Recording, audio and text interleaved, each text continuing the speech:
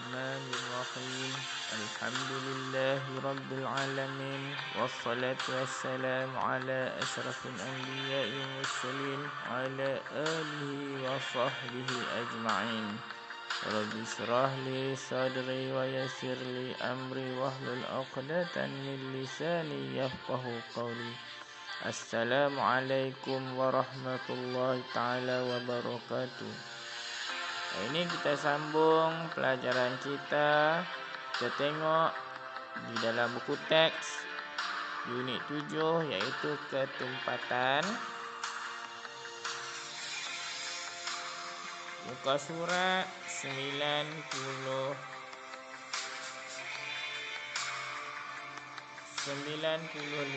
muka surat 95. Kita tengok ayah itik mainan saya timbullah.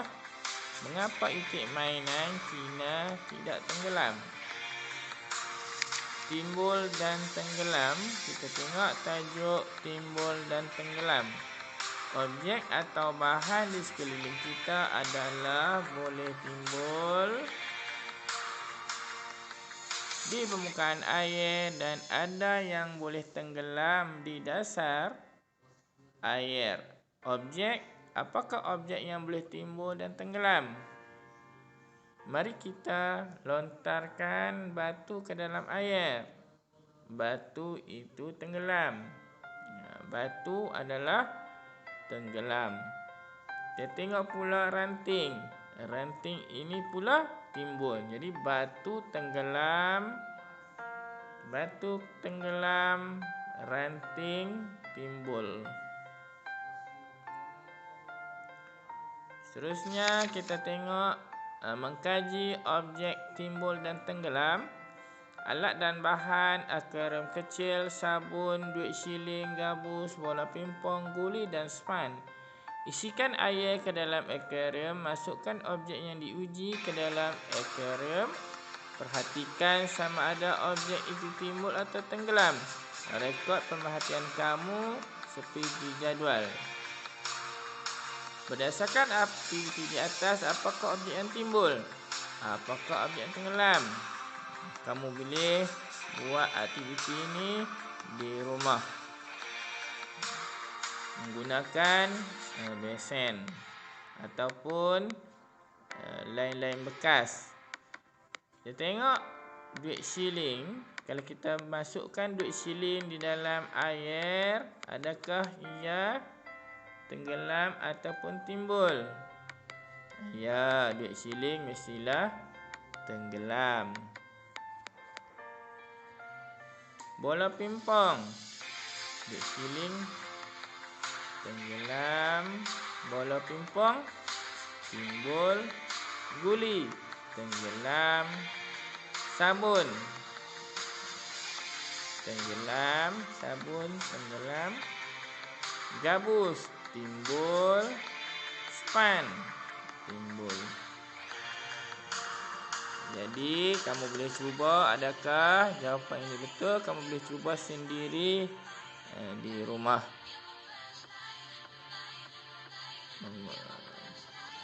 Ulang sekali lagi. Duit siling tenggelam, bola pimpong timbul, guli tenggelam, sabun tenggelam, gabus timbul, span timbul.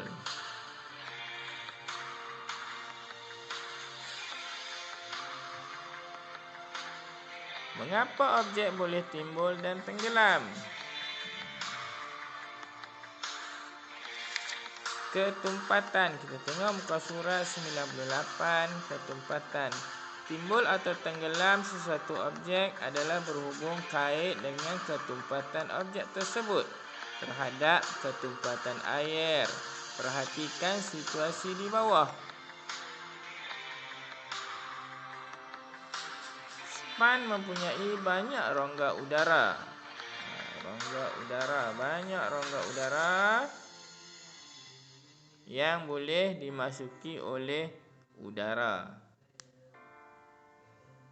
Tengok pula sabun. Sabun tiada rongga udara.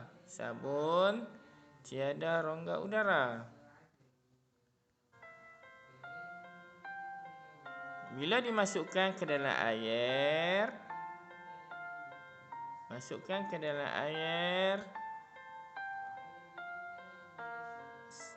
span akan timbul dan sabun akan tenggelam. Ketumpatan setiap objek adalah berbeza. Ada objek yang lebih tumpat daripada air dan ada objek yang kurang tumpat daripada air. Objek yang lebih tumpat daripada air akan tenggelam. Objek yang kurang tumpat daripada air akan timbul. Ini perbandingan ketumpatan dengan air. Jika satu objek itu lebih tumpat daripada satu objek yang lain, maka objek itu akan tenggelam. Contoh perbandingan di antara sabun dengan air. Sabun adalah lebih tumpat dan air adalah kurang tumpat, maka sabun akan tenggelam. Begitu juga span.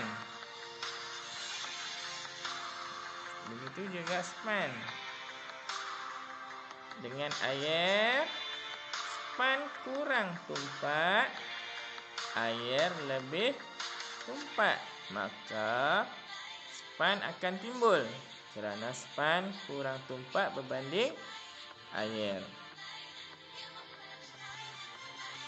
Objek yang kurang tumpat daripada air akan timbul. Objek yang lebih tumpat daripada air akan tenggelam. Objek yang kurang tumpat daripada air akan timbul, manakala objek yang lebih tumpat daripada air akan tenggelam. Mengapakah kayu balak timbul di bunga air tapi gelang getah tenggelam di dalam air?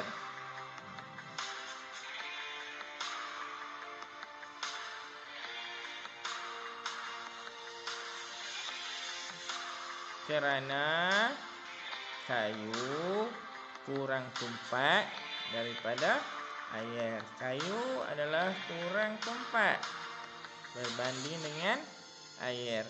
Manakala gelang getah pula adalah lebih tumpat daripada air. Gelang getah adalah lebih tumpat berbanding dengan air. Sebab itulah gelang getah tenggelam, manakala kayu balak pula timbul, kerana kayu balak kurang tumpat berbanding dengan air.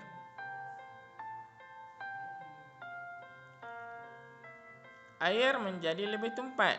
Rupanya buah anggur lebih tumpat daripada air kerana buah anggur tenggelam. Bolehkah buah anggur ini timbul di muka air? Mari kita tengok.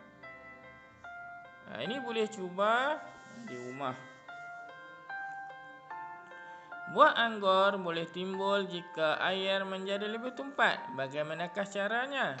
Bagaimanakah caranya untuk menjadikan air lebih tumpat?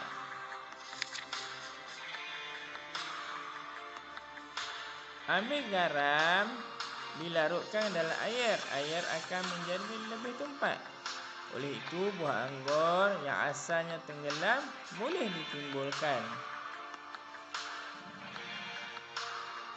Maka air boleh menjadi tumpat apabila garam ditambah. Apakah yang akan berlaku jika gula ditambahkan dalam air? Cuba kamu lakukan penyiasatan. Mengapungkan model ikan dalam air. Potong dan ukir lobak merah menjadi bentuk ikan. Aduk sehingga semua gula larut. Bincangkan pemerhatian kamu. Masukkan model ikan 1 sudu gula ke dalam air. tambah gula dan aduk sehingga model ikan timbul. Apa yang kamu kena guna adalah bikap, pisau, 200 ml air, gula, spatula dan lobak merah.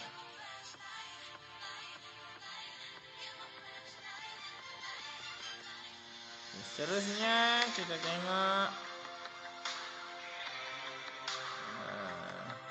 ini soalan di atas. Berapakah bilangan sudu gula yang diperlukan untuk menimbulkan model ikan?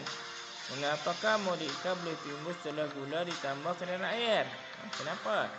Karena air menjadi lebih tumpat daripada model ikan. Berapa bilangan gula tu kita kena buat uji kaji sendiri. Kamu boleh buat uji kaji sendiri dengan pertolongan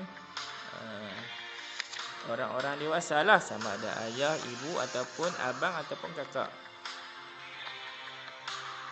Boleh ambil lobak merah, tak perlu bentuk ikan pun tak apa. Potong bentuk dadu pun boleh. Masukkan ke dalam air, kemudian masukkan gula. Masukkan gula sedikit demi sedikit sehinggalah ikan timbul.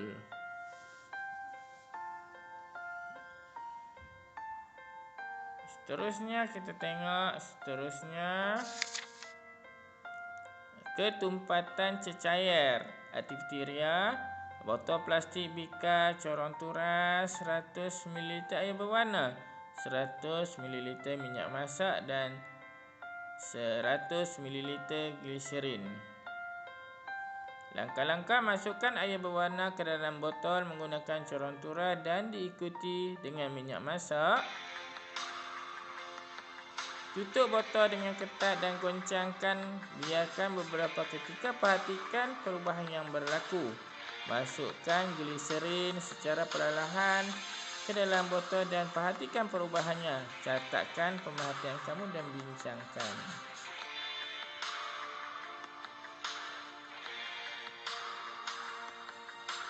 Kita tengok di sini apabila kita goncang, kita tengok air berwarna, gliserin dan minyak masak akan berbeza pada tempat, tidak bercampur. Minyak masak akan berada di atas, air berwarna di tengah-tengah dan gliserin yang paling di bawah. Ini bermaksud cecair yang paling tumpat adalah gliserin dan cecair yang kurang tumpat adalah minyak masak. Yang paling kurang tumpat adalah minyak masak. Objek yang lebih tumpat akan berada di bawah dan objek yang kurang tumpat akan berada di atas.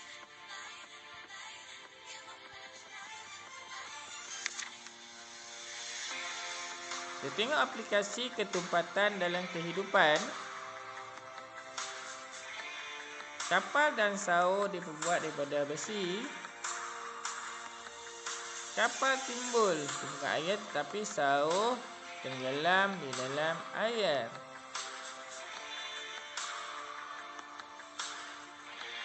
Keselamatan, jaket pelampung perenang